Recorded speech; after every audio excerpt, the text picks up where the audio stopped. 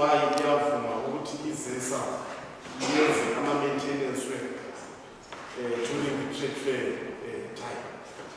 You find that this is the best time city to showcase itself, but I was disappointed ukuthi ngibone ukuthi sihamba 4 days sinezithekeli from other cities singenamanzi. Some of the areas within the city went for over 5 days, the same period of time kungenamanzi. Could we not have pushed the Amazesa maintenance to another day rather than this concentrate fair?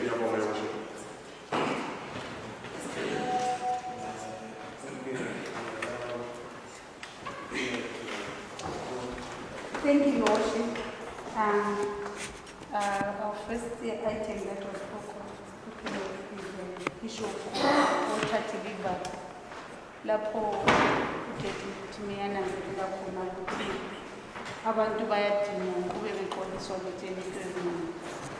Esikunanzelelayo ukuthi kwesinye isikhathi sibe lama-problem lawo kuyabe ku-beyond council, kuyabe ku-beyond the department. Kuyabe kukhangelele ukuthi like njengoba lisitsho ukuthi kulezesa, izesa ezinyoti city council, izesa ezinyene yodwa. So nxa be-decide ukucima ku-affecta the resident straight, akuqali ukuthi singakumisa sithi bengakwenzi. So I think ikudinga ukuthi sizakufonela si-department to sit down nezesa sikhangele uhlupho lokwenza ukuthi sincedisane ngoba it will be beyond our control.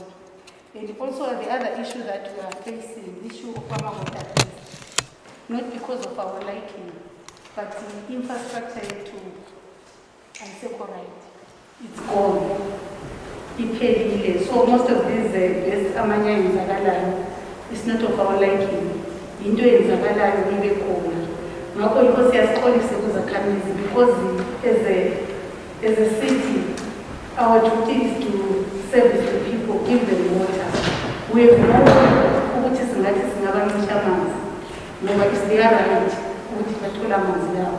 Kodwa uhlupho lwama-pipe esiba lawo uphezu kwamandla ethu ukuthi singathi sizawustopha ngoba sokuifuna i-central government to come in ngoba the whole infrastructure is gone.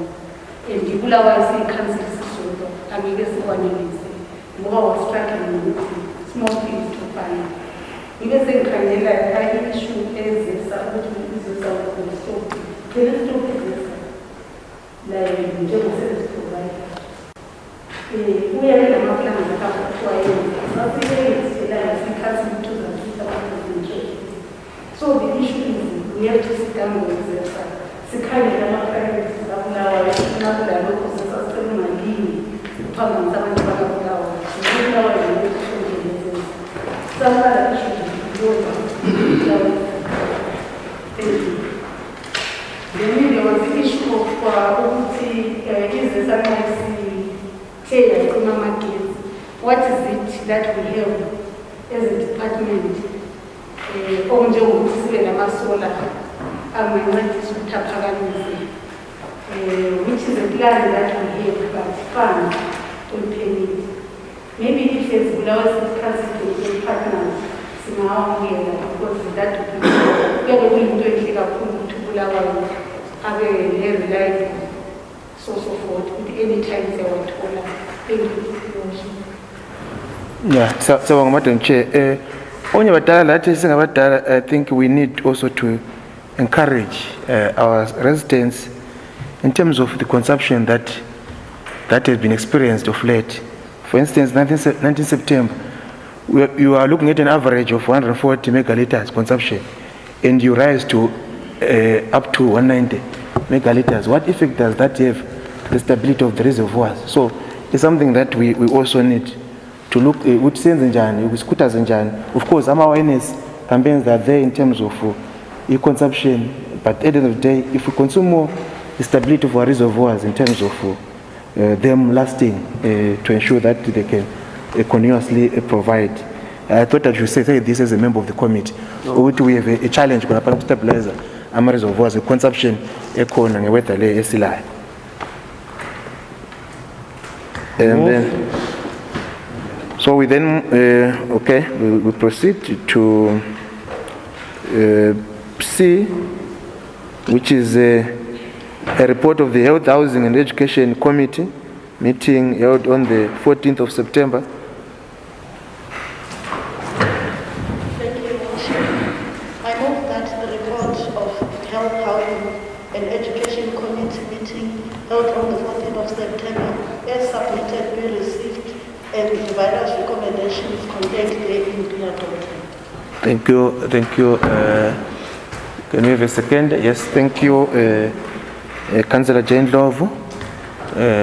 Any matters arising? Councillor M. Dube.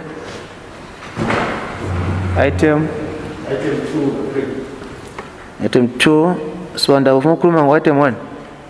2. Okay, oh, that's fine. We'll hear Councillor Dube. Item 2 is moderate to naturalize kodwa ukusebenza kamizi zikunanzelela ngibona futhi izicelo ukuthi abathola izinto bayachitha iphepha ehamba ngemoto ngenyanga ukuze bazohamba njani izinto zihambe zisiwa kwawonke bengazivela Chala mapapa zingcina ngokuba kwesinye isikhathi so kana kusithola izibalulekile ikunanzele ukuthi ngabe sayizibi zezinto ngizona besenza khangile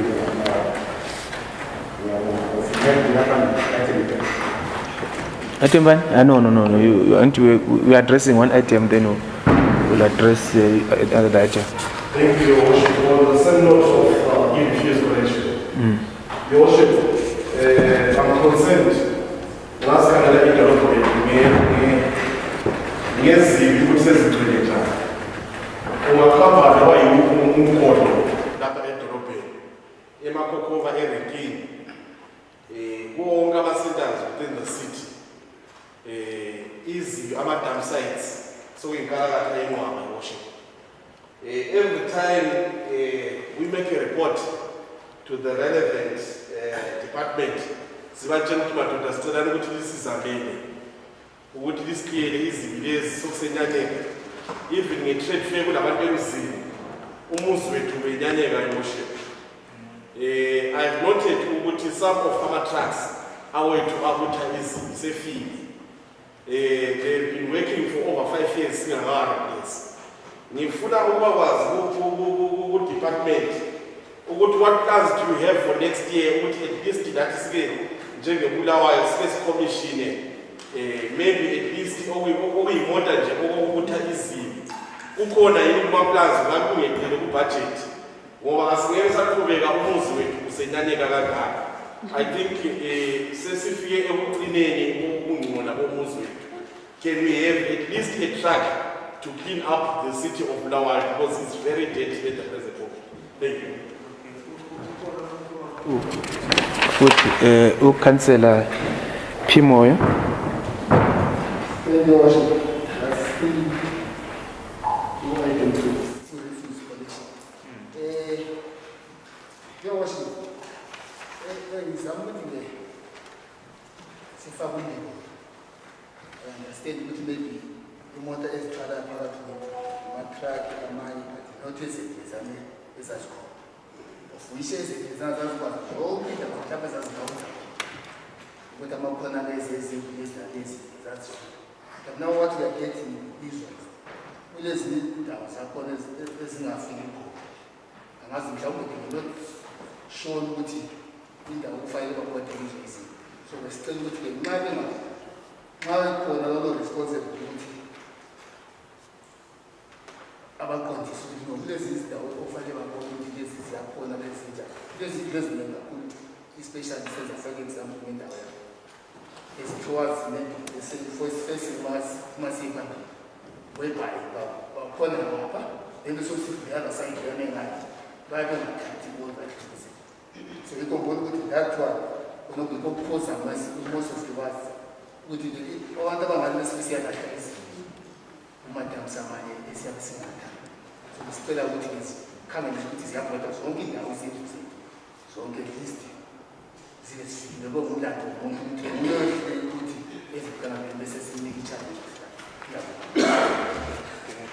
Thank you. Still on item 2, Babu Jabam. No, I think No, on item 2, Jane Love.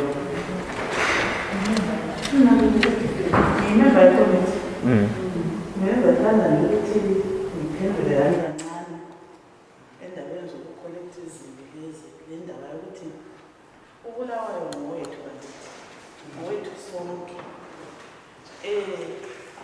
Into engiyibona lathi ama-resident bakithi lawo asincedise kuzo zonke indawo ngoba yibo phela abazilahlayo lezo zinto.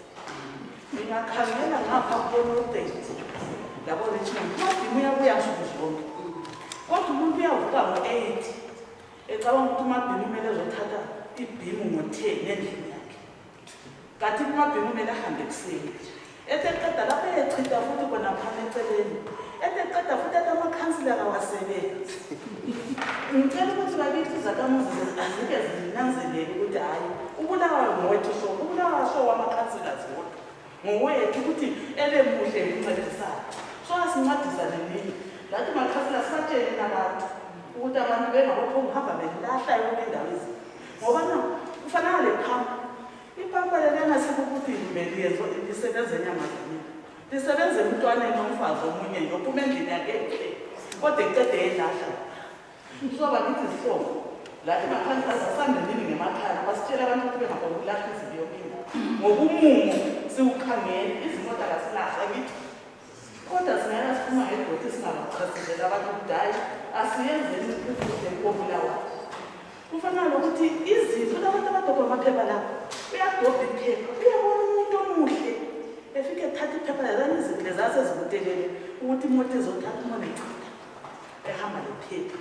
So hayi bakithi asibonisane njengoBulawayo asibonisane nini sibili uBulawayo ukuze bemuhle yimi lawo izakhamuzi zingayali ziphonga amakhasi la alancida ayahluleka nazo azibona implani.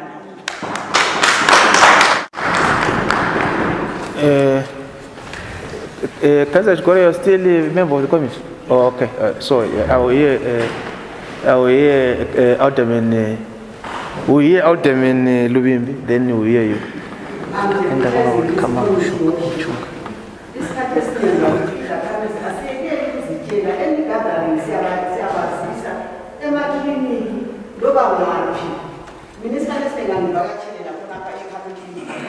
Ngicele usista in charge ukuthi bakithi kukhona emfunukutsho angivumeli bese ngicela ukukhona bakithi sicela uBulawayo ahlanzeke njengayezimo.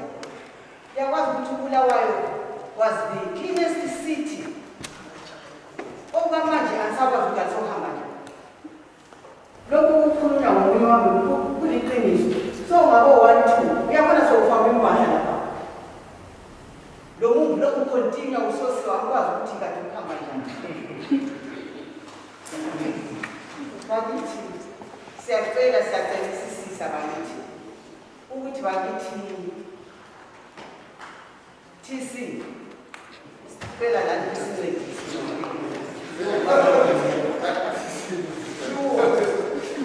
lapho hlala khona lesisebenzi awukhathalekile ukuthi baba kodwa futhi lani silitsheli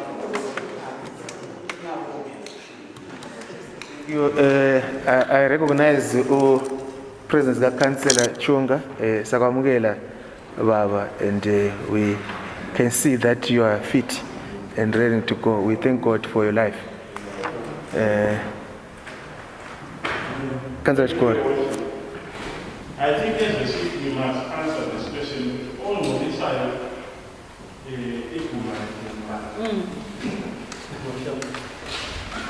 Who is making, I'm following up on Councillor Asman's point. Who would eat a lot of Lingoli song over?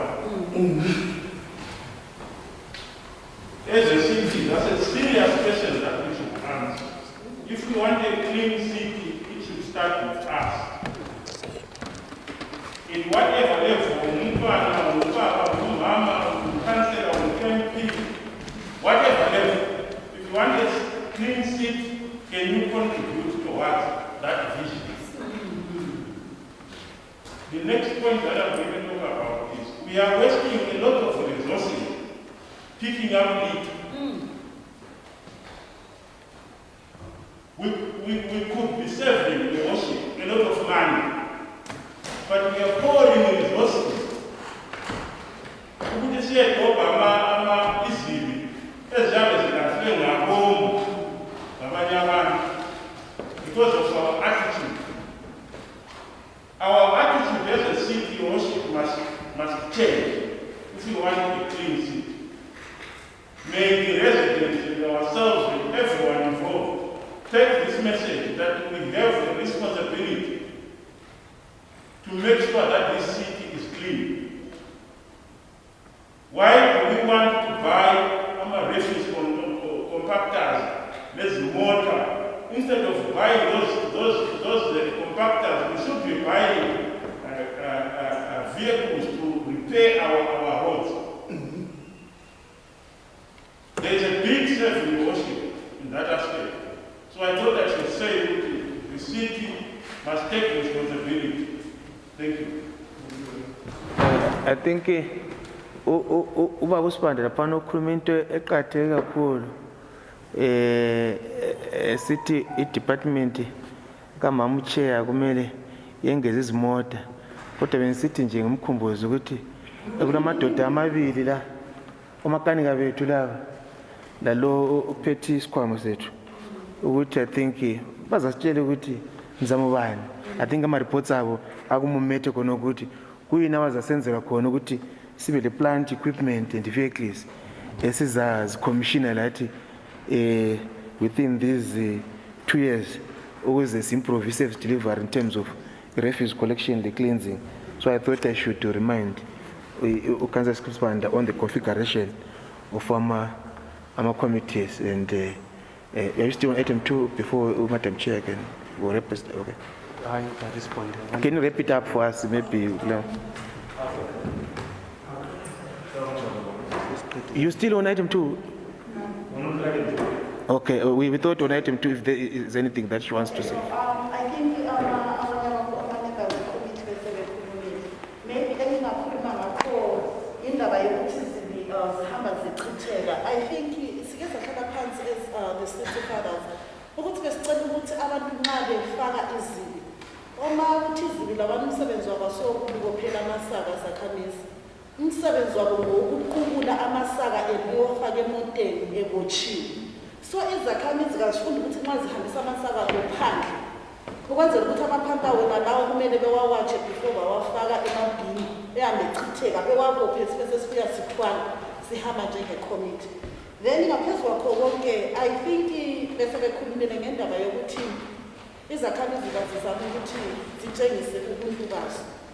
Amabhima athwala every day but siyasuka futhi siyejikela kuma-streams ethu siphenduke futhi sikhalelile nge-mosquito. I-mosquito leyi lidinga ukuthi imali okumele yelungisa imigwaqo kube yimali futhi esiphumisa siyaspraya kuma-streams ethu njengobulawayo sisebenze sibuyele emuva. So besicela ukuthi izakhamizi zizame ukuthi zincedisane noBulawayo City Council ukuthi uBulawayo wethu abe nguBulawayo onentuthuko hayi ukuthi sisebenze umsebenzi oyi-1 sibuyele emuva ngoba kasoze siye ndawo. I think okuningi abantu besebekukhulumile ngiyabonga nge-worship. I-truck njengoba besekhulumile ukuthi sizezwa laphana osiphathele isikhwama sethu labantu lukhangelayo ukuthi yiphi i-truck efunekayo lathi njenge-committee kusendleleni yethu ukuthi lathi next year sike sizama ukuthi si-commission okuyi-1 olutshengisela ukuthi uBulawayo siyamsebenzela. Thank you, worship. Thank you. Item 1 Jabangwe. Item 6 in item 4 item 3 item hello item 4. Okay, we hear item 3 M2.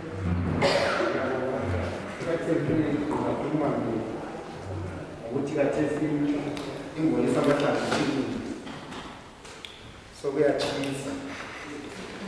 Mosquito sizazenza kumathala. So esikutshoyo ukuthi siyakhuthaza i-committee ukuthi ayinanzelele ukuthi ngezikhathi zokuthi kumele uyenze umsebenzi womosquito kumele uyenze. Vela wenza take try kodwa nxa kufanele uspray kumele uspray. Lapho kumele uspray. ezifuleni zethu kunzima ezikhona emawadini zigcwele ukuguma ulahlela yonke idoti khonapho athesi ngesikhathi lesi imeyaliza suka khonafana iye ebantwini so isicelo sokuthi kabakunanzelele ezifuleni ukuthi kuninjani kathesi ezinye impilo ihamba phambi kwamabhosa kakukhangeleli ngenxa yokuthi kulamanzi ahlala egeleza khonapho isuku so athesi ngesikhathi lesi siyakhuthaza ukuthi ikomiti ayikunanzelele konke khona lokho esikuqangele emdelweni ezifuleni isuka khonapho kunyana siyabona. Anyone who item 3? Okay, sizabambanisa siya phambili item 4. Councillor Tiruzi. Thank you all. Item 4, I want to speak to the good work being done around water quality monitoring for our government. I think the chairperson has done a good job in terms of just identifying because I think there are so many issues around our water. But the problem that I have is like in a ward, we've identified a bore at Greenfield Primary School. It's not compliant, obviously the water is not safe to drink. What I don't hear is the intervention now to say, we go and mark that bore as a red zone, something which communicates to our public to say now we can't consume this water. Just after monitoring what we're doing, so what I'm not getting here, another one that that's what the community doesn't want they're doing. I'm motivated. After that, I think the bore is not safe. What do we do? That's where it's kind of thank you so much. Thank you, Councillor Ruzibe. Item 4, yes, Deputy Mayor. Thank you, Worship. I am a member of this committee. It's just an awareness that I want to raise on item 4, the Health Inspectorate. Your Worship, I think I'm about to ask everyone. So,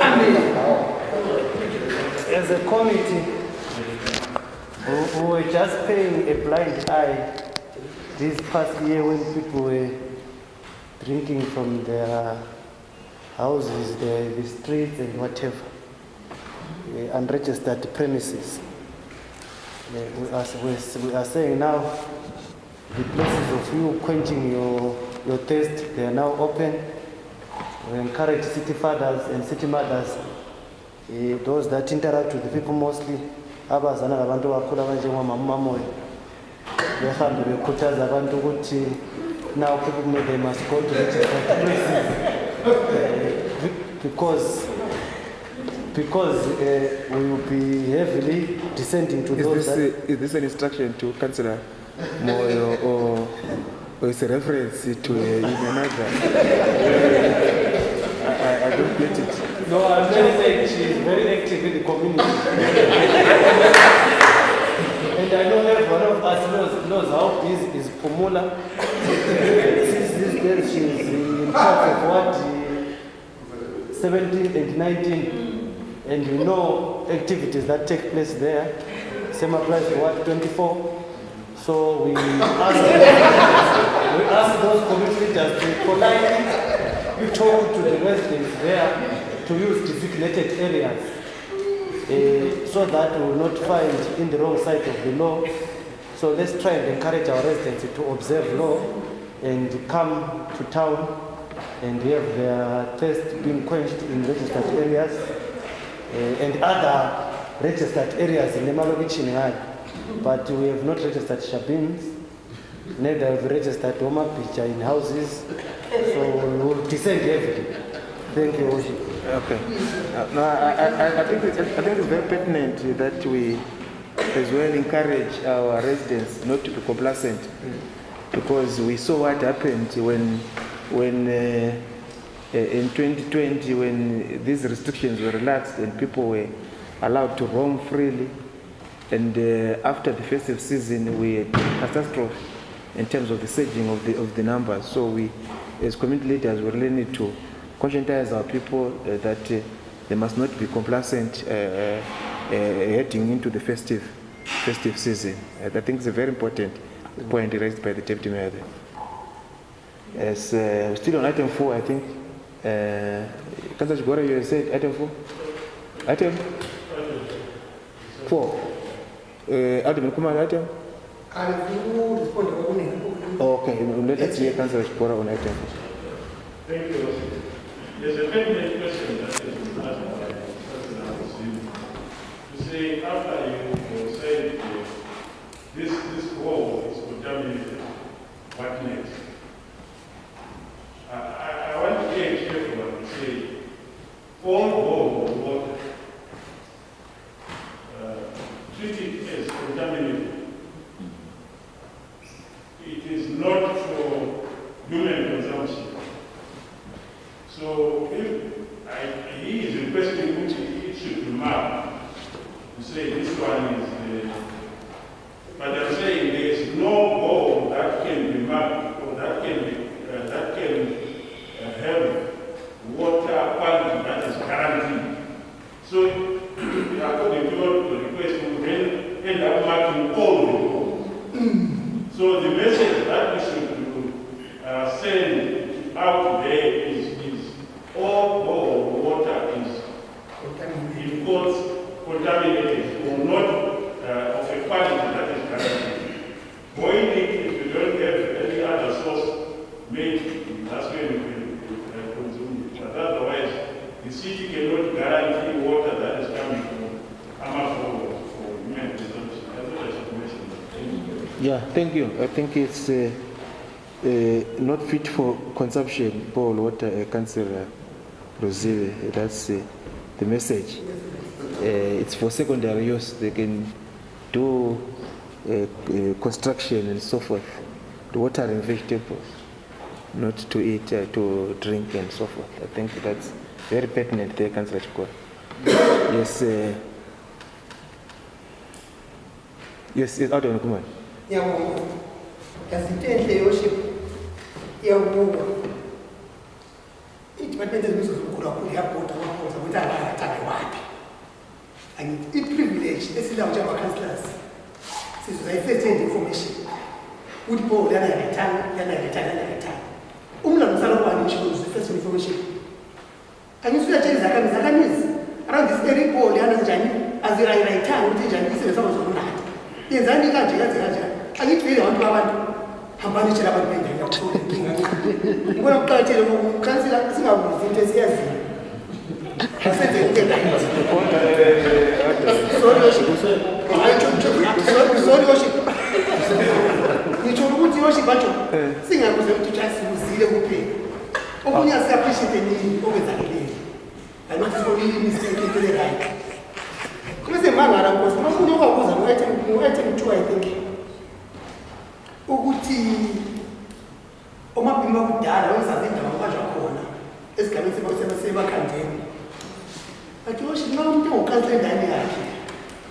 Lapho kule yakhona idepartment ehlezi ngayazi thina ngokufuna uyafunda ngiyathetha angaze amelele inyanga i-first week first Wednesday of the month ukuthi azokhuluma kiyo abantu belani. Okay. Sorry worship. Bonani kumele sikhuzane ngadazi. Asenzeni into right ngakho uya city fathers asho. Uthi asikhangele Bulawayo. Asikhangele Bulawayo. Street fathers. Isikhuluma ku right ku wrong asikhulume ukuphuma. Wathi abantu abakwazi ukuthi umsebenzi wabo ungakuphelela. Okay, thank you. Okay. So, okay. So at the end of the day, you see these, they end up being street fathers. And there's no need for this council meeting so that we are updated. But it's very important that you, as an area councillor, you are abreast with what is happening in the community. Very important. Alderman Kumalo, thank you. Right, Councillor Chabango, item.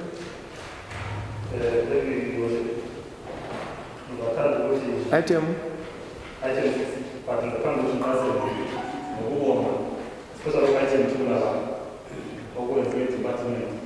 Sorry, you must make Rezagula Kuruma 5.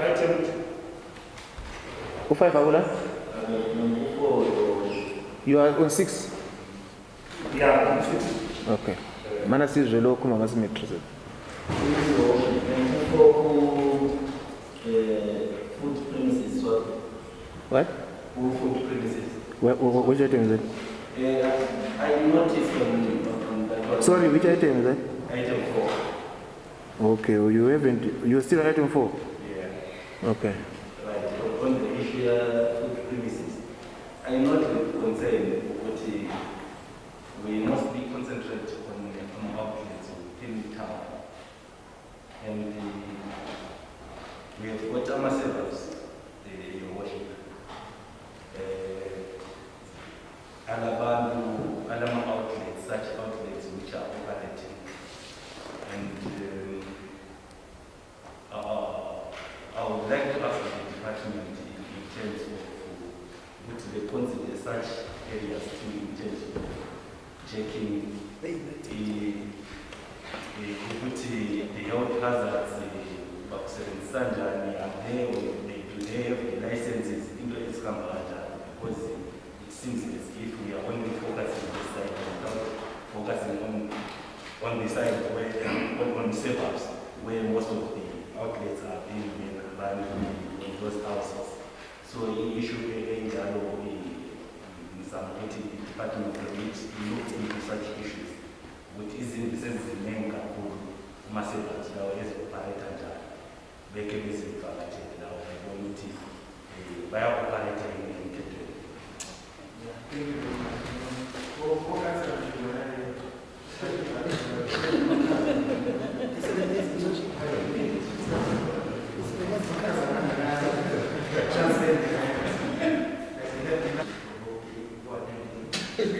Your worship of the president.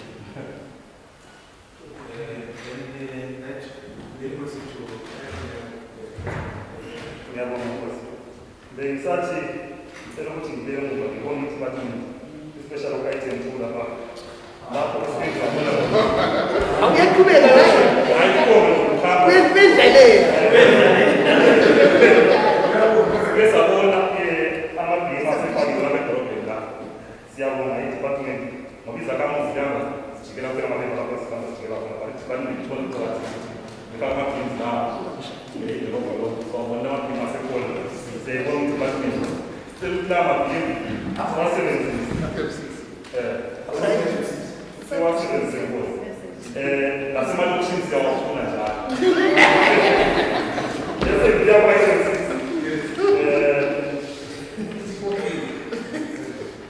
clinic activities zathanda ukuthi ngikhulume ngisho eyamanesi ezibhedlela zethu ukuthi izibhedlela zethu sezilamanesi amalutshwana jo asazi ukuthi ngumoyelizwe amanesi zethu amanye atshiya umsebenzi esiyaphandle kwamazwe esiyadinga imali ezingcono so kufuna sisibalele staff abantwana abantu bezibhedlela zethu asazi noma uhulumende ingathi yapromisa ukuthi take care of amanesi ukuthi abaholise ngandala ukuthi sikhathi ikhathi amanesi ngawe maningi ezibhedlela lapho so that ukuthi izakhamuzi zithole uncedo ngoba ziyahlala isikhathi eside zilayile kwakhiwe isibhedlela into engena ngo-9 zetshayisa ngaphozi esibhedlela esomsizi ngenxa yokuthi kule-shortage of staff eklinikhi esikhonapho bese ngicela njalo ukuthi ezibhedlela esibanda esephelangalo sana kuyakhitshwa amazinga lapha kula ma-diatis ngangikhula kwawuvele ukukhitshwa amazinga lapha ngazi ngangena esibhedlela kwala wathola kula madokotors ayi-3 or 4 akhipha abantu amazinga but khathesi udoktor one ukhipha amazinga kuyafika abantu abangaka mbukala kulendodephethe sevala but abantu abaningi abantu abakhipha amazinga khonapho so angazi ngaba lo ngabe kuxekisana njani kwenzela ukuthi utholakala ama-doctors abayi-2 or 3 angakwazi ukuthi ancedise abantu bekhipha amazinga ngoba heyi bantu bakithi izinyo libuhlungu ukuthi umuntu akusebenzini kuthiwa hhayi abantu namhlanje sebebalulekile endlini wona izinyo libutshaye ngapho so siyacela ukuthi bathenge isikhangele ukuthi hhayi ama-doctors siyafuna especially kuma-diatrics zonabo Siyabonga. Chair, I think ku le malokuzeni I think lami committee yangikhona eqhatsha le mengichair si-advertise le malanga, I think bazasikhangelelela otshale boy process yangikhona sizama ukuncedisa kwaphana ukuthi amanamba yomaningi, but okuningi lokho ukuthi ba approach yamanesi to ozaphendula ulokuzeni uchair mana sizwe u-Adam maybe ufuna ukuphendula.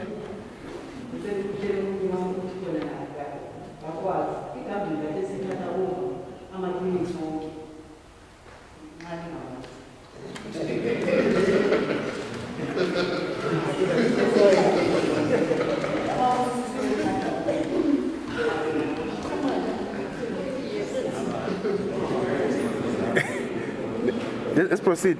Ukona ufuna ukukhuluma still ku item 6? Sebekwazi. Order. Move.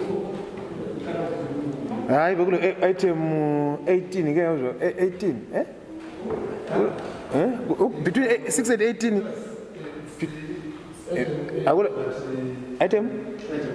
item 8, yes, okay. No 7. All right, so proceed. Item 8. Most of the things which are related to happened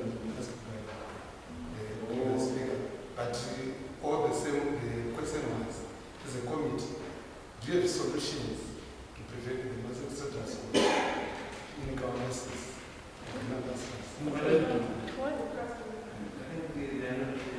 What I'm saying is, as a committee, do you have a solution to prevent the exodus departure of nurses for clinical nurses?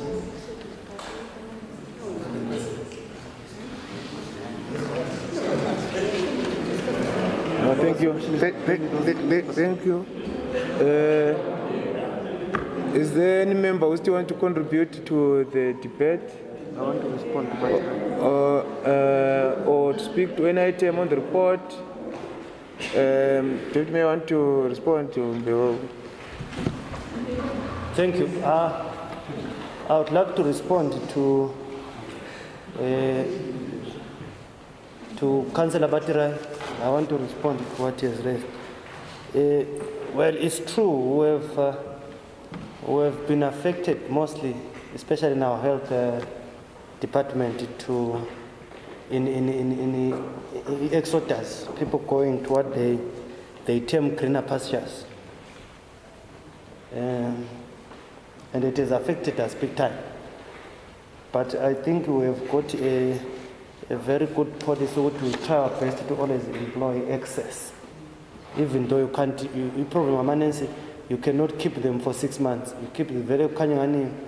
I think abroad, baba relaxela, I'm traveling arrangements, is. But honestly, one thing that we can't do is to say, Batirai, don't go to Masuno. If you want to travel to wherever you want to go, a person can leave. So what we are encouraging our people, what we are encouraging, especially those that are in the health sector, when you wake up in the morning, you want to take oath that you want to be a nurse, you want to be a doctor, you must know that you ungena ngenhliziyo. So as much as things are not well, but I can tell you as a city, we try our best to look after our workforce.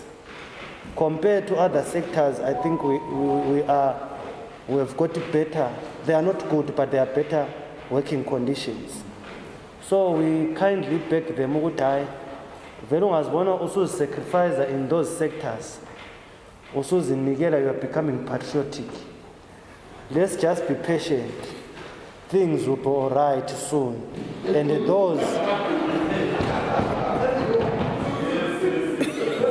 those, no, it's evidence. I can tell you, if you ask someone who was a councillor in 2007, 2008, when everyone was leaving work from city council, they see our so-called greener pastures.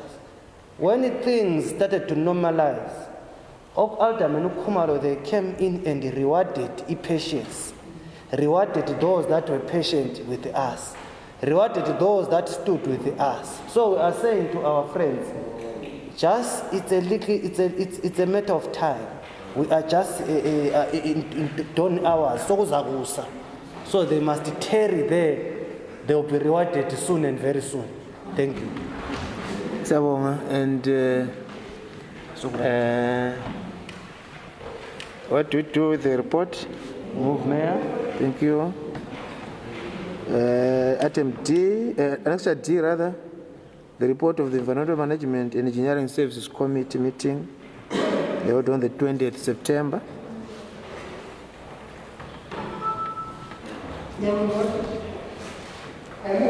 I move that the report of the Environmental Management and Engineering Committee meeting held on the 20th of September 2021 as submitted be received and the various recommendations contained therein be adopted. Can we have a second? Yes, item and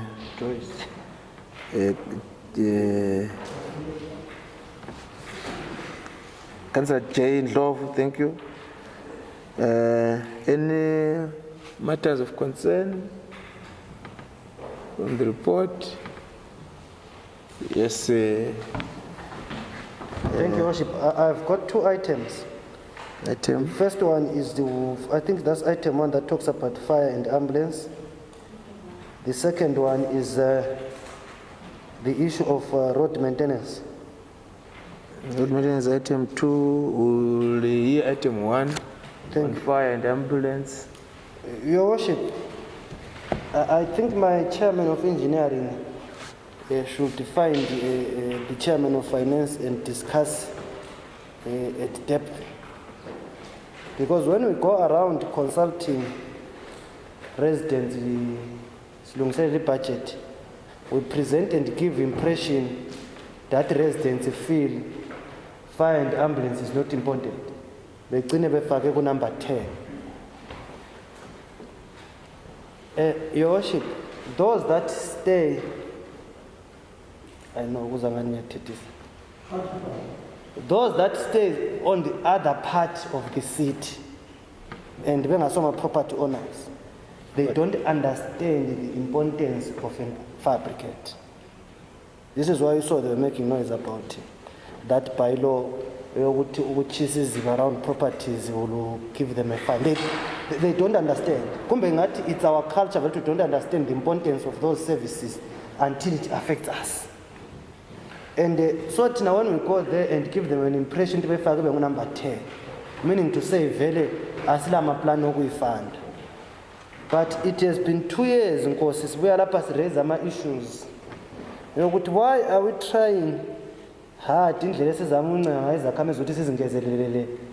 bills? Why are we not talking to them and introduce a fire and ambulance insurance or something levy, so that that department will have a standalone account so that it can be funded when residents need it, it is there. It will be now our challenge as a council, what we must deliver. Ngoba umuntu lwana imali efabricate uyabe sebhadela, imali ambulance uyabe sebhadela. Rather ngakathe sukeke ugogo azafe ngoba ugogo engela mali yokubhadala i-ambulance ngoba i-ambulance ingekho, le fuel ambulance ingekho. Ngoba kuze phela when you put it on number 10, you are saying to Ruzibe engareceive $1, aqala nika abanye ezegcine sefikile esesiyafika lapha uyabe ngaseli. So I'm saying, Chairman, indaba ongamdinga undoda lo mfitshane sike sikukhangele khonokho. Can I proceed to road maintenance? No. In case others want to also. Councillor Msipa? Item 3. Okay. Item 1. Now mfitshane njengo. Mfitshane don't talo siphathele izimali.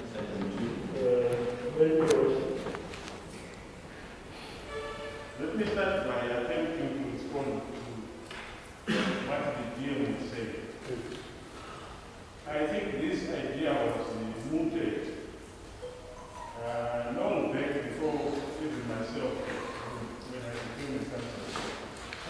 We have an insurance that covers fire, ambulance, and so on. I think the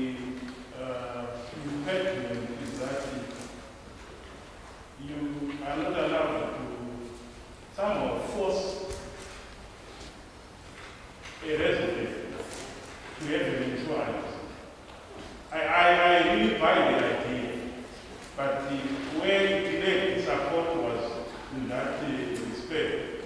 To say, you are almost saying to residents, come to us, have your insurance with us. The central government, I think, if we can fix that, then we will be fine. But I buy the idea that sometimes you have got to lead. When you are leading, you somehow force certain good policies that protect you. But we are standing here with that investment to say you can unless they agree.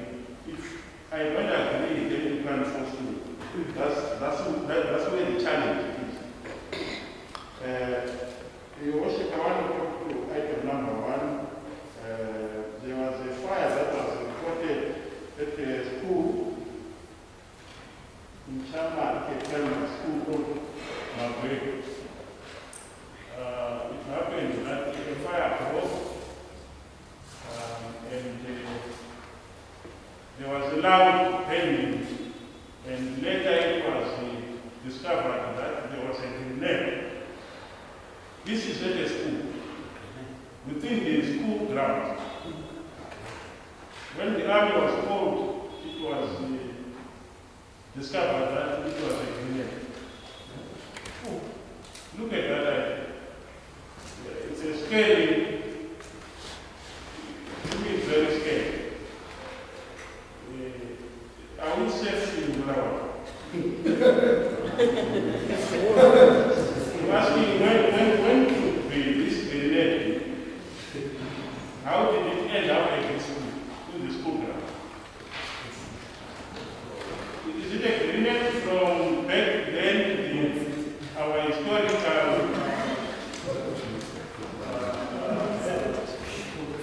war struck, or it was planted after that? And after that,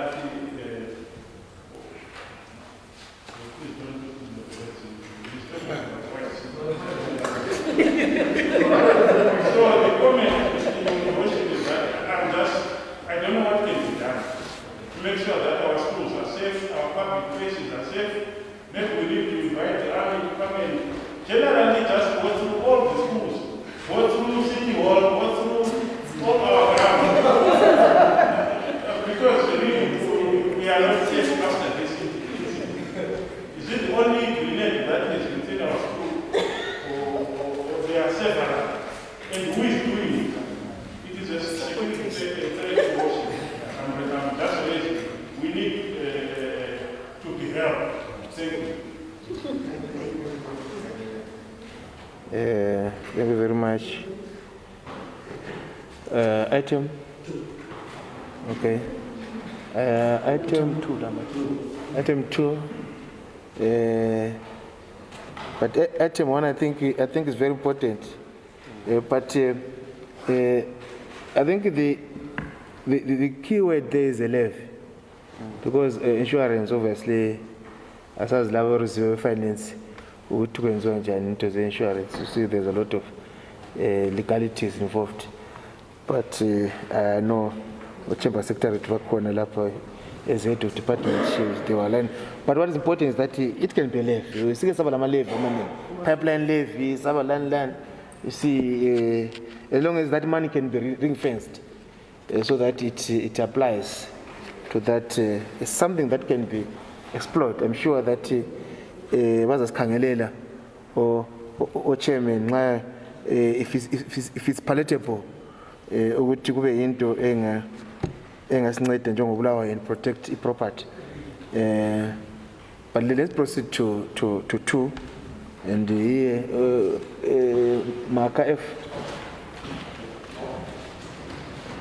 Thank you, Your Worship. Item 2. Your Worship, I note in item 2, on our vehicles, the number of breakdowns seems there are 2 assuming that the number of vehicles which are operating right now. I know to be concerned with worship. When we were talking about the budget of worship, I think we're all focusing on service delivery, which when we are mostly talking on, that's why we are talking of our good road networks. Your worship, I would like to ask your worship, if possible, the chairperson of finance to really look in terms of issue of monies, considering this department to make sure that most of the vehicles are working, your worship, than only focusing on buying new vehicles. I think his mother is name, your worship, and if kuyekuthi imali iyafakwa ukuthi zilungiswe your worship, most of the cars will be working. We don't want a situation whereby you end up blaming the department I surveys when we are not doing what's right for it to work. So each corner, as you can see, the rain season has started. And our main challenges now are going to be potholes. And definitely we can't afford without having our trucks running now. We would need and require to make sure that those trucks are running so that the department can try by all means to make sure that they cover most of the area of our city. I thought you have already exhausted the item automate you contribute hiyo into zabo makanika, but anyway it's I think mbona ngani ibamba, but anyway it also touches on the project esilayo le ama contract lawa omele kwenzwe up to sefika December lokho esikubonayo oku maintain imigwaqo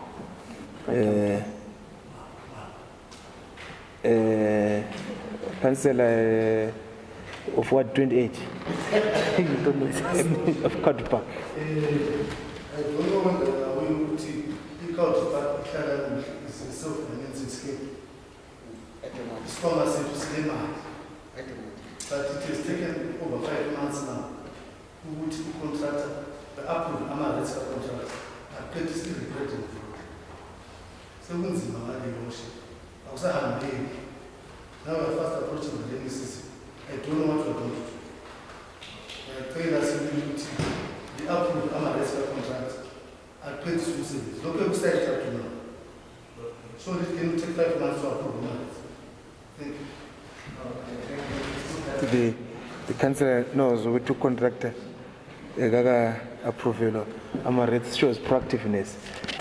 So I hope u chair labo umele bakwenze bakuzo.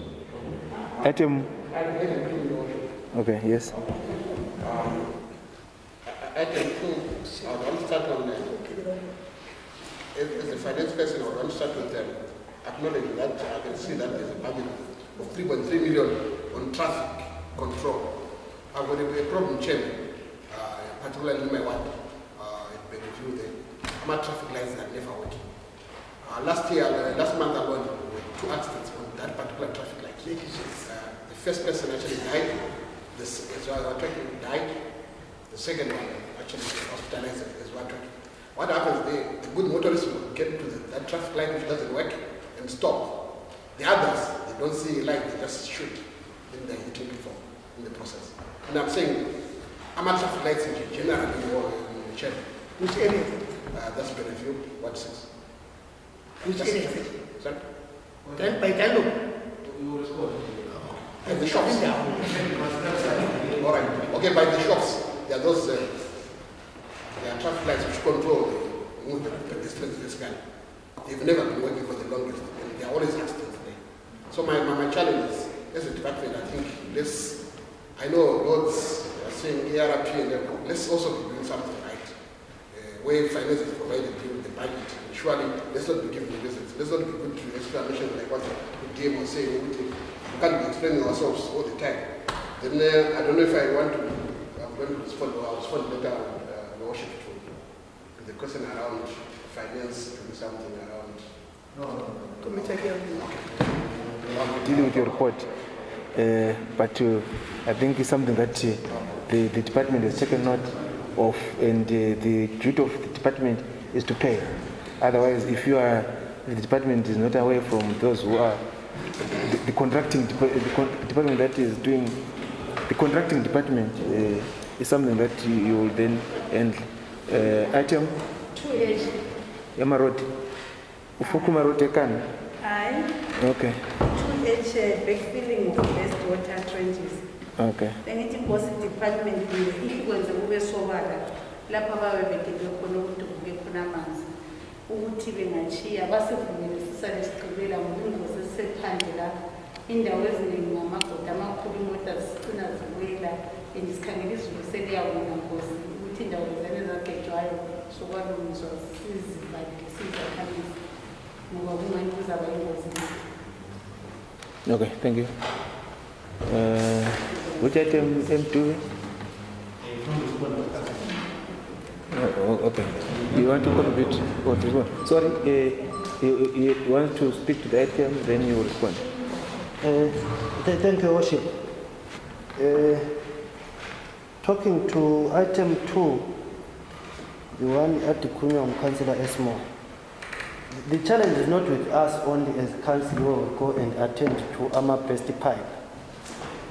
I don't know if policy yethu umuntu engagebha umgwaqo wethu bona abama-cables sithi bechiye at which standard. Ungakhangela amanye amatharasa afica lapho yenziwe nguSmith sasesiphongo uphetshaphetha. Khares we now have laba in Liquidcom that are putting, sorry if I mentioned the wrong company, that are putting cables crossing Amatara. I tell you where they gap and cross Itara. They are not doing it properly, mending that road. I'll give you an example. That is we're crossing airport delays Ekalapan Kulman or Ashes when you are coming from Pumula going down the Konapani corner. There was some digging. They then put it over Tarawa Bonga now Katagal. Ungahamba batesi Mr. Chairman.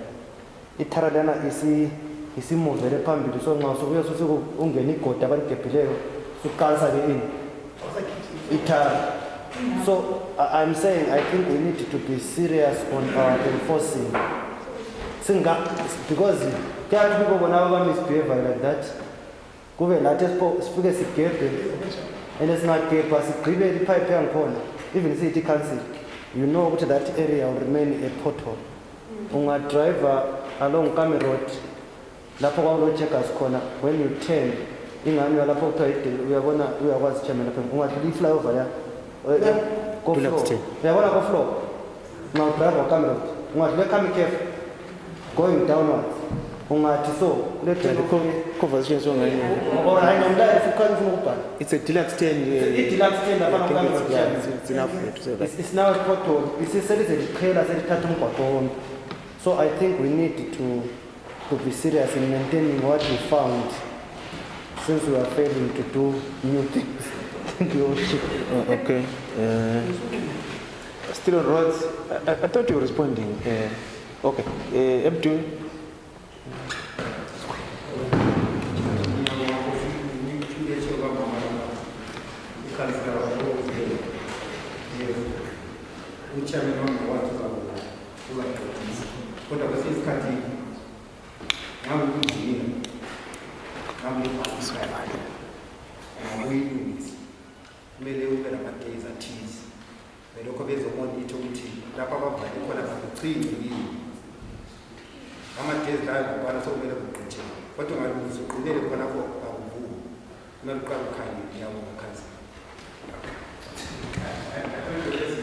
An issue or a point.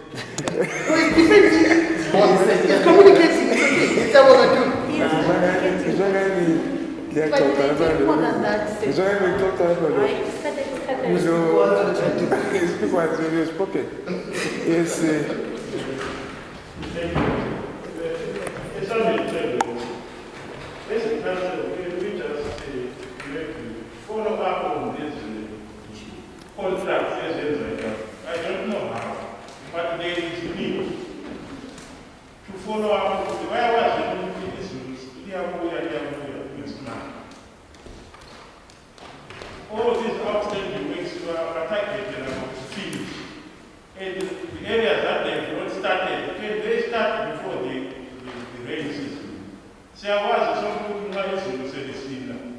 can't do a lot.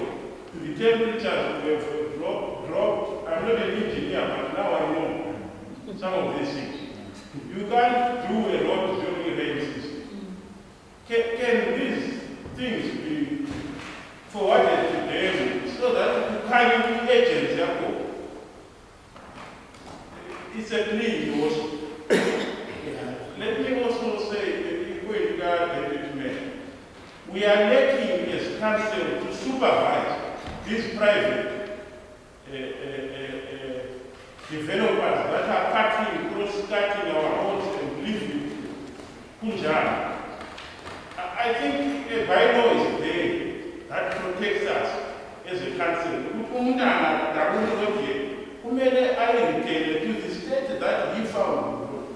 But we are not supervising. Follow up, this has been done. Some big companies that we know have put the resources, they are just taking advantage because we are not on the ground to supervise some of these small things. I think we have already said, if we are failing to manage, to pay our roads ourselves, at least let us be found supervising those companies that should be doing the simple things like that. Can that be done? There is agents to do that. Thank you.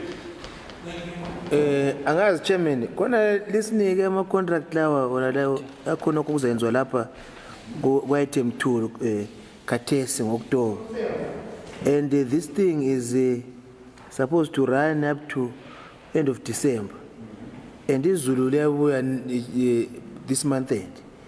I'm not sure how we are going to reconcile time and what needs to be done. I think this is coming out clear from the house. Konke lokho uningi lokho kubhala lapho konke kuzamele kuyenzwe by 31st December, and we are almost the rains have started. In fact, they started last week. Asazi ukuthi sizakwanisa ukuthi sikuphutshe lokho yini kungakabi the problem. I think it's now for you to respond to some of the issues raised by members. Chairman.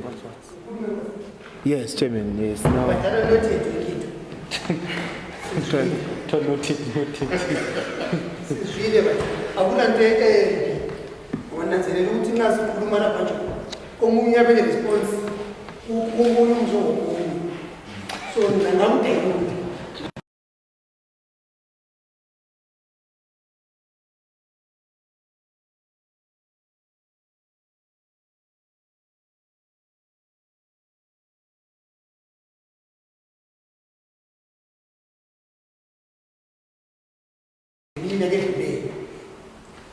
Attorney General Bajai, look at whom the fire insurance for Mr. Kamis without their consent.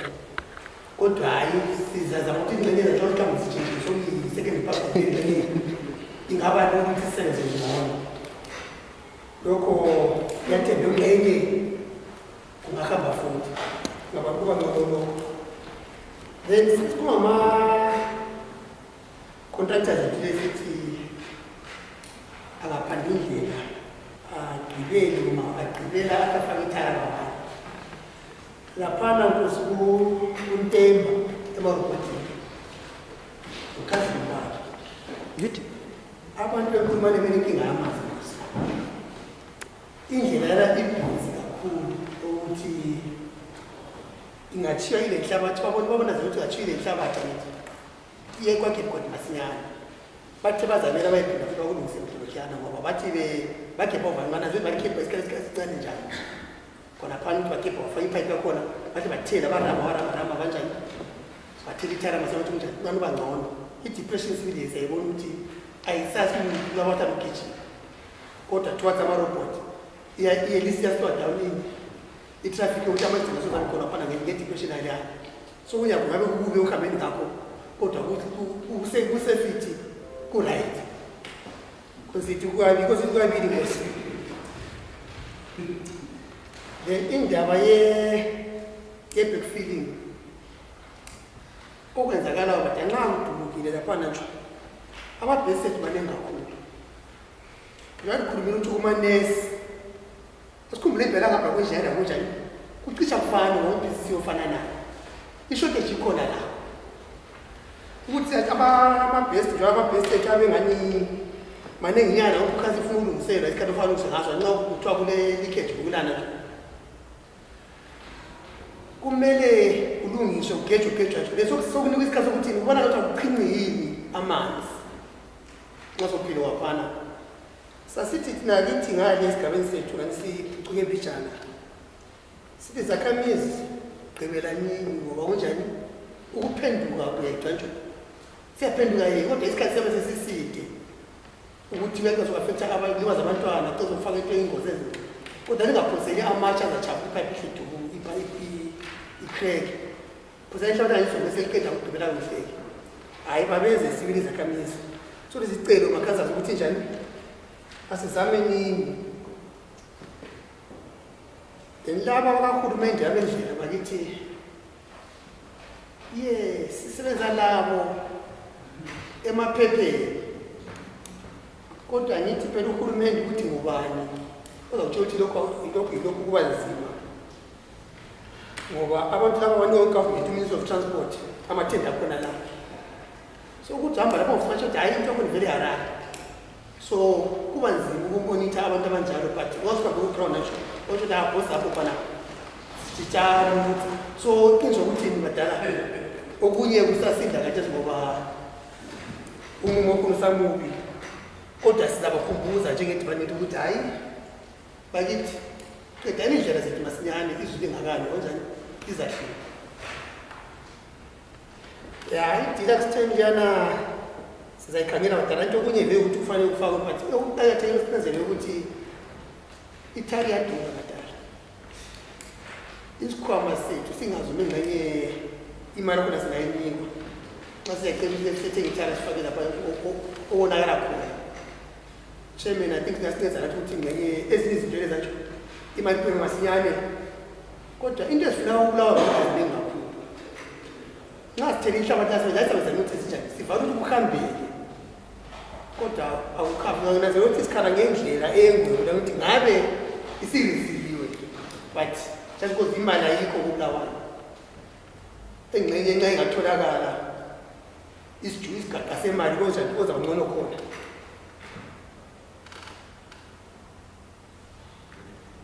nama-traffic lights ka-ward 6 hhayi sizawakhangela nkosi kodwa ngicela ukuthi okunye lani badala njengama-councillors akhangela isigaba zena ngithi angicela ukuthi ngiyitsho akithi singenzanini lapho nxa mina ngibona amaze kudubukile asikuze azimele i-full councillor labe ngihamba khona asiwo-councillor we-ward 1 ward h amaward nje ngikhangela ubulayo yonke jikelele so ubona kulo lenkinga nje fonele i-arrangement director nje into dala kule problem nje lapho la impilo kahlali khona ngale ndala kwangenzeka akuboni so wena uyisho lakhe sincediseni njani silungiseni ubulayo wethu singakubakhuluma izinto ukuthi umlando uyithi thina okulenkinga kwasincedisane nini le-staff singathuna sibaqashile for abasebenzi lathi abatshele nini ukuthi njani kule problem okunye akufuni into eziningi ungofuna ufake idocument into mqamukile phansi ukuyawuphinda into ufake iseletheni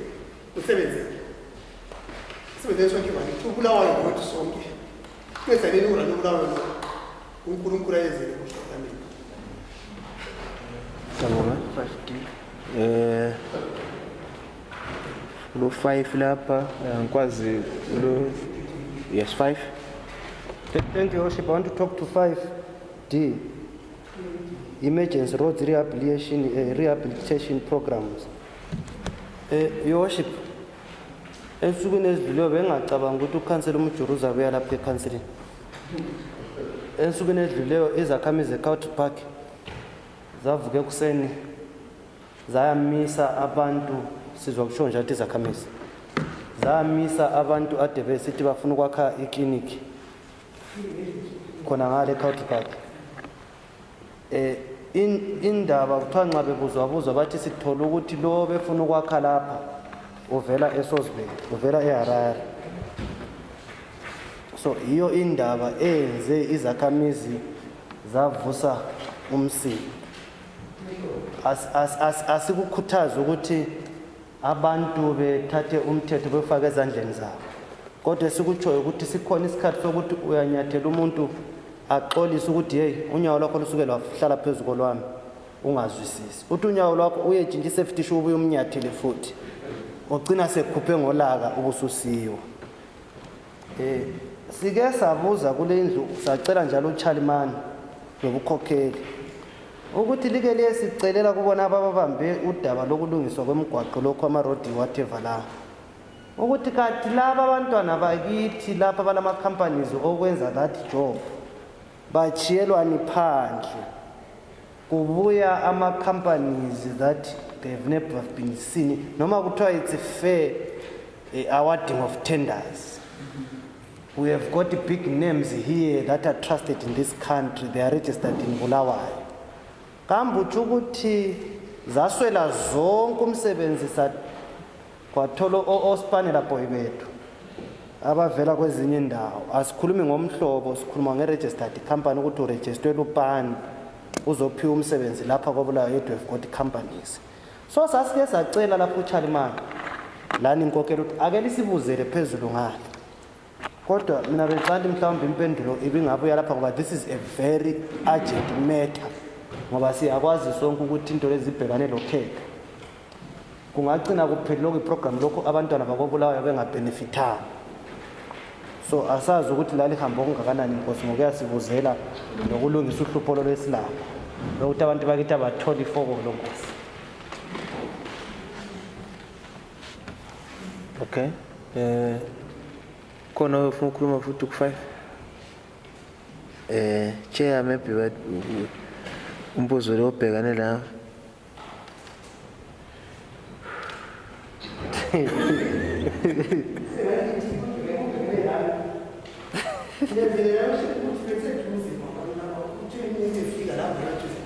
Ngapikona ukuthi ngizokuchazela asibende iqiniso. Now ngiyabonga umuntu wa 28 anje bakho wahlala semali zabo ukuthi bancediswe. Akumjulile sizama ukuthi ilandelele yakho ukuthi imele ifika contract sekho ukuthi nje anike return payment engaka. Lokho kuyabamba futhi akubamba ngoba akukhuphi manje kwamafika. Just give them a rate time. It's $20 a pound. Then you contract a $7 per time. Then late you the funds then consider ngone ngani yona ngoba ngendlela ebengayo manje sephisa uhulumende ngaqole ivele ibuye izibhabhule indawo ukuthi abalungisa abantu. So thina esifisa kakhulu khanye ukuthi sinike isikhathi semali uthi le ngezindlela angithi then we know which roads to prioritize ukuthi sithi ukuqhatshwa kwabantu vele ukuqhatshwa ekhaya bese ngizokhuluma ngabantu laba abantu abawamisa utawuni ibizo lelo abawamisa ikhampani yes ubuhlungu hasho ngiyakho ubuhlungu wosho ukuthi nxa sisithi sikhangela uBulawayo sikhangele izikhangisi labantu abasha lento ezizwa uBulawayo nabe ukuthi umuntu ungene emzini womuntu umthetho nxa uthiwa ikhampani ngena ekhosi bakantu kujayele ukuthi ikhampani efitha i-community liaison officer ngithi ukuthi umuntu ohlala esigaba seneso umuntu ofuneka abantu abanja nje uyabahambisa kanjani ngoba definitely ukuthi awujani umhlaba bakithi yokuthi ufuna une-response abantu basincane kakhulu nje kodwa okuyile lokwenza ningamalini afuna indawo ukuhlala afuna ukudla aphinde ayihola iyalimanyiva lakho iyalifana nalento yinto okuye singama-concerns ukuthi siyawalandelela ubuhlungu lasinjilo kwabona nkosi ukuthi okwenzakalayo lesi sikhathi kungaphezu kwamadlelo uhulumende omkhulu kungani kathesi ukumothi ukuzenzela into yonke emhlabeni. So uzelelisa sazi ngoba mina bengibake ngokwami ukuthi uNtemba uma sephambili kumbe i-favorite meter njalo izafa yalunga yini ngoba i-concern yami kakhulu ngaphala ukuthi from report nisefika ku-10 of kwi-intersection yale eMakhandela.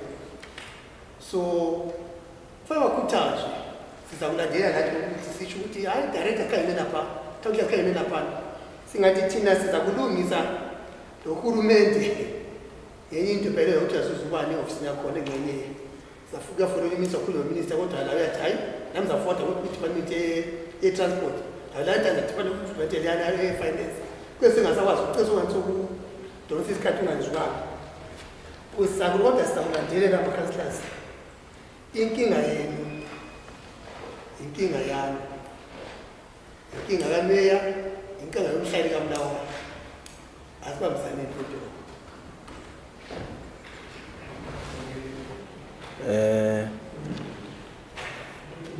I think the report is exhaustive.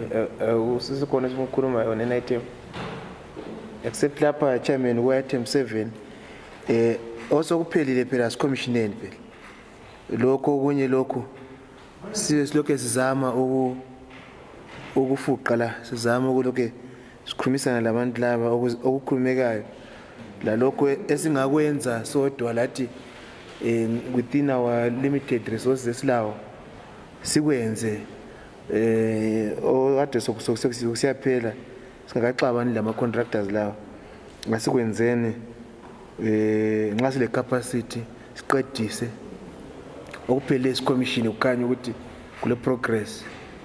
I thought I should also contribute to item 7.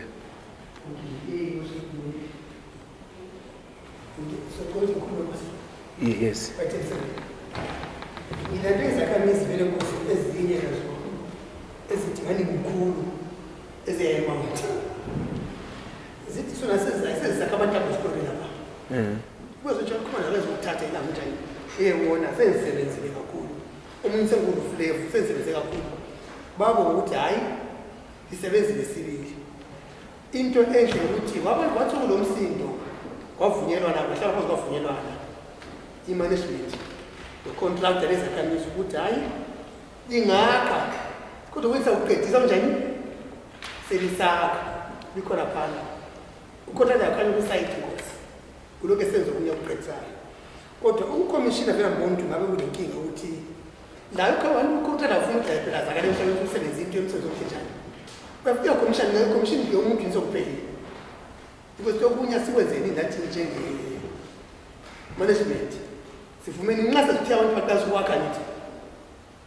awukhomishina okuqala kungakakhiwa then ukuthi sekuya khomishina indawo esivele hlala hleza kanye sibaphana kebe kaningi lapha akusela sisindo sokuthi ubulawa njani udilive ama-stains sokhaya ukuthi ubulawa udilive izindlu so lokho ngibona njani because ngake ngikhulume lo-town clerk ne-management yami ukuthi sibonisane ukuthi osokuphela savumuntu bangena baqasha abantu sikhomishini kodwa even kuphendi ngokunye sesivulile lokho ukuthi lisebenze lapho kodwa kusele lokho sifuna ukuthi awulandela kuqeda yini kuphela ukuthi ngoba kwenziwa njalo ephela ndawo wesiwa flight waphetha ilayini yesuwa awuthi ngihlala khona onto njani so commissioniwe so ngibona ngani okunye lokhu kusemandleni ethu ukuthi sikwenze ngosi lawe ngibona ngaba kuhle ukuthi ukukhomishina into physical yakhona nge-visualizer last time liyana kathi ukuthi kesenzeni nasikhambe siyebona ukuthi kathi kuyini konke nami kufika ngambonisi ngoba abantu abapheli khona ngayo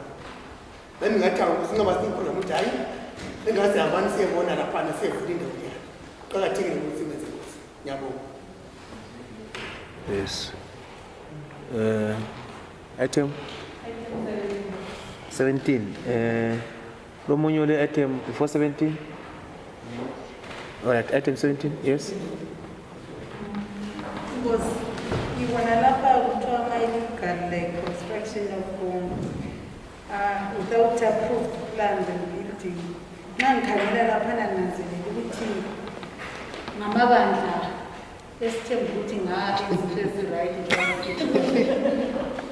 njengoba bona sibathembile thina singubulawayo sisithi bazasincedisa ukwenza ubulawayo omuhle bengama-churches besenza izinto ezinje ukuzenza ubulawayo kusasa ngani kungoku thina siyabesikholwa ukuthi ama-church laphana siwanikile azanze umthetho kodwa iba sebephambanisa. Nkosi nginanzelela ukuthi kumele bagwetshwe kakhulu ngoba ngabantu kaJesu. Ngoba akumelanga ukuthi behluleke ukulandela into yedolobho abantu bayaripotela. Bazafundisana abantu besonto. Besenza into ezirongo. Ngoba yithi uBulawayo yabe sesirongo sisibayekela sebenza into ezirongo. Hayi. Move on. Thank you very much. What does that say? Move. Right. Annexure E Lapana Townlands and Planning Committee meeting 21 September 2021. Yes, Chairman. Thank you, Your Worship. I move that the report of the County Planning Committee held on the 21st September 2021 is submitted to receive the various recommendations contained there. Yeah. Okay. Can we get a second? Yes, Councillor Chawango, thank you. Any matters of concern?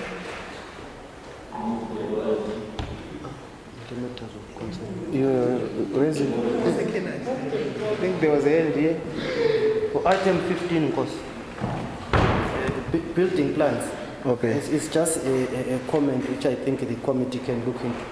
Can because in the colonial era, where abantu ngalela phezulu abantu abahlala khona singavumeli abantu beyakha ama-double story in those areas. Do you know in lapha eSadak, I think we are the only country that still does that. You go South Africa, umuntu esihlala in his nice double story in Moyo, in his nice double story in Pumlasa. So why singale look into that? Sichinto ukuthi ama-double story ngakuthi Gora ngapha sihlale silokhu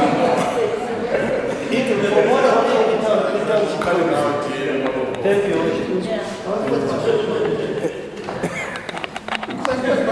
Thank you. Move. I think it was again. What's our camera? Right. Who responded? Who responded? This is more report. Sorry. It's more report. Who comes in? Thank you. But I hope you don't want to respond to it. No, the matter is looking. The matter is looking. The matter is looking.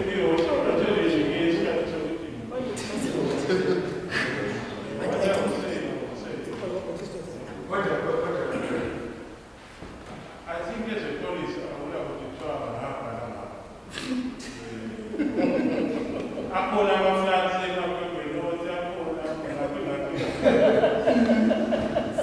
we just need to decide. I think we approved last month there's an expression of interest about so throughout the whole city, except maybe but it's your money that you wear, it's not anything else. If you want to reflect,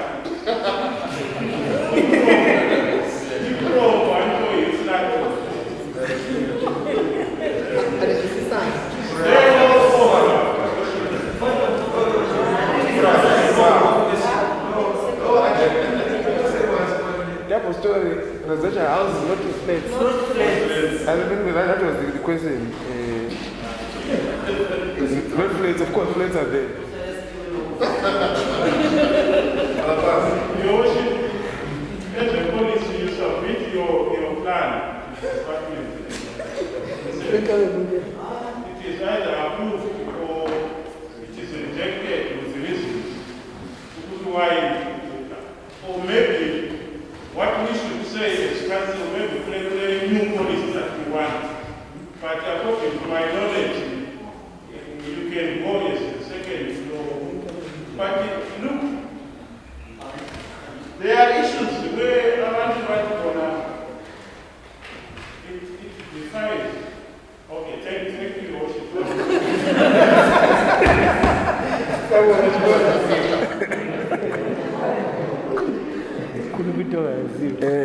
Do you want to attempt to respond? No. Okay, thank you. I think no, there's a report of the General Purposes Committee. Oh, sorry.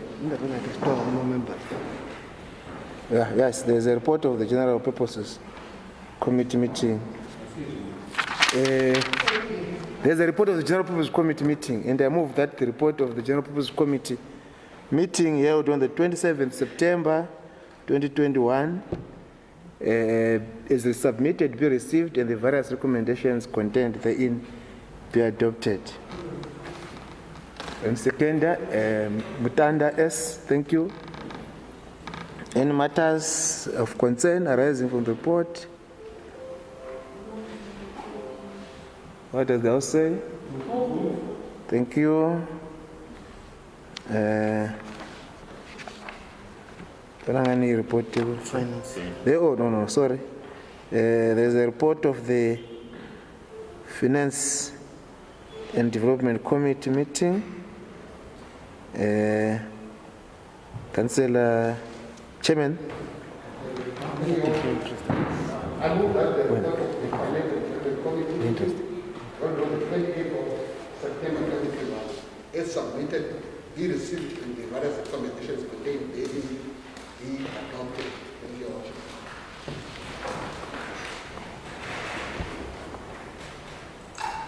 Anyone with any interest in that report?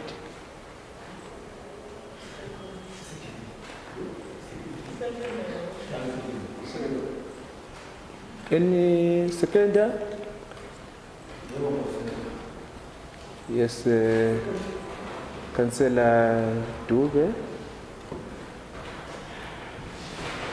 Any matters of concern? Yes, yes, Item 12 was Item 12.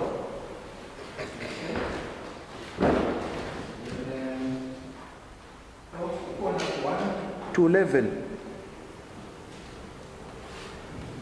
Awula. Okay. So you can contribute to item 12 for Ataman. lapha ngiyayindawo lengiyokuthi kuthe abaphephe ukulaphose abe afika zesabekawo bakwanzile ezindlini zabantu abantu bahlaba umkhosi baphosa apho ngathi budget ngenama amaphezulu lawo ngiyabona ukuthi baza-adjusta nkosi ukuthi hhayi bananzele bazirithi lawo khanye ukuthi kanjani ngoba kube le ngozi enkulu kakhulu kumaphilo zabantu. And kule ndaba engicela ukuthi ngicelekile lapha yoship nginanzelile kulama areas ewa-27 aphezulu kakhulu i-request ku-committee athi ngama-meter readers abo ukuthi abantu balaphana nkosi amanzi abawatholi.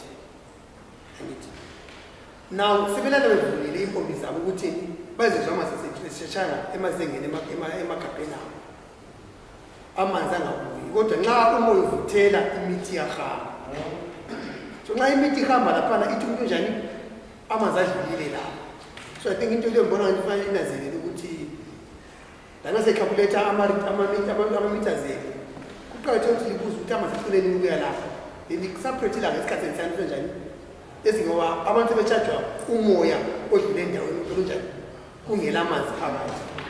Ezicikiswa ukhansela ukuthi sincedisane lapho ngokudubula khona abantu bakhala sibathi bafuna ukubhadala ukhansela but babhadalani amanzi angapho anoba sebayibhoza all the time. Sicela ukuthi lanxa sokuthiwa sokufanele ifuna imali kiwo asifuneli imali lapho singani sinomusa ukuthi lapho hhayi ngakithi umoya wawunathile. Ngiyabonga.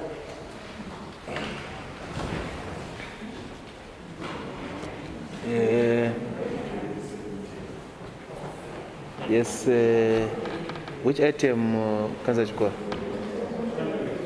Item 12, okay. Maybe we'll back one hour from its contribution. Which item? Sort out, I mean. How can you know?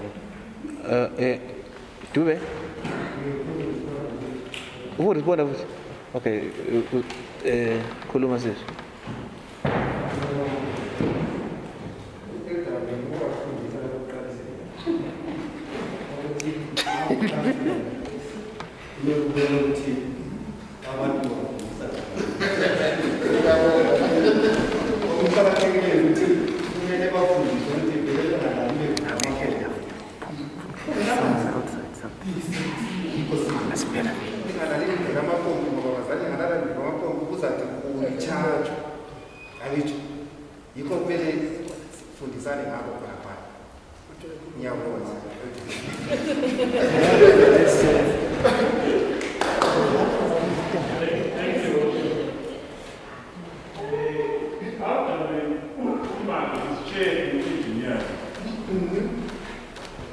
Which is supposed to supply us with water.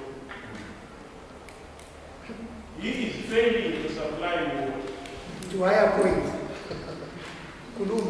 Giving us a problem that he is mentioning in this country. Finance. These are two different things, but no.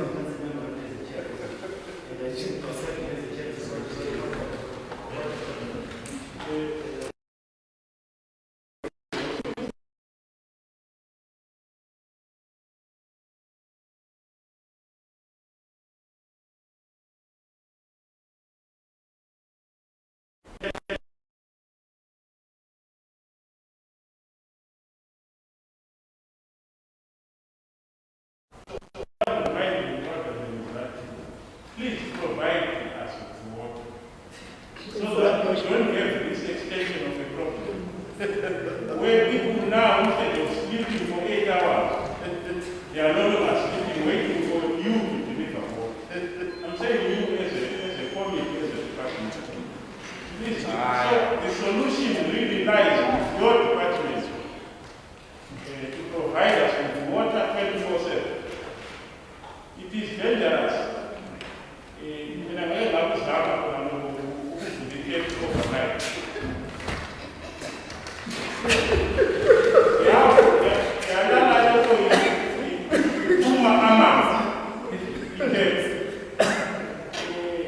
My house where I was working, where I was staying, on the carpet.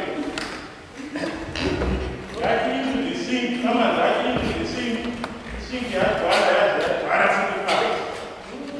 in the morning we spoke to Aman.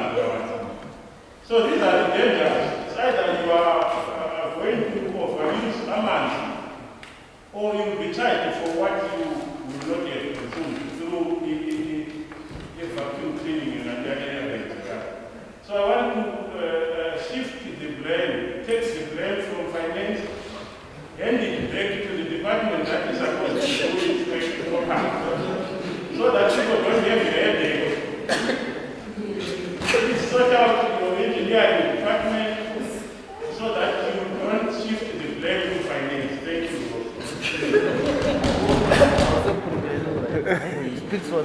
you. No, it's fine. You want to respond? It's what?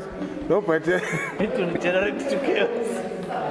I thought it was an item for finance, and they were responding to the issue that you had raised about the report, and now you cannot have a second bite on the cherry. Move that one, Chairman. No, we understand the concern. We understand the concern that the billing now has to be the billing now has to be corrected because. Next. No, is there another item? Move the report. No, I think I figure move the report. I identified item 15, something that is very important, where Emma wants to set up waste sorting cages. And I thought in the let's do it, even ourselves, and or with the assistance of these companies that do recycling. And so that while this is a noble idea to then bring the environmental management agents, I thought we could tap into the knowledge and skills and experience of our own companies that are doing, not to contract government agencies in this. I thought our residents could benefit from this. It's now a source of income for many residents of the city. But it's something that we can as well extend to those who are into this business so that they make money and create employment for our people. Move. Yes, thank you. The report is moved. Now, any applications for leave? Sivele leave. Sivele leave, singabuyele leave. Akula leave. Sivele leave, singabuyele leave. Sabonga, can we then meet in committee and then adjourn and then meet in committee?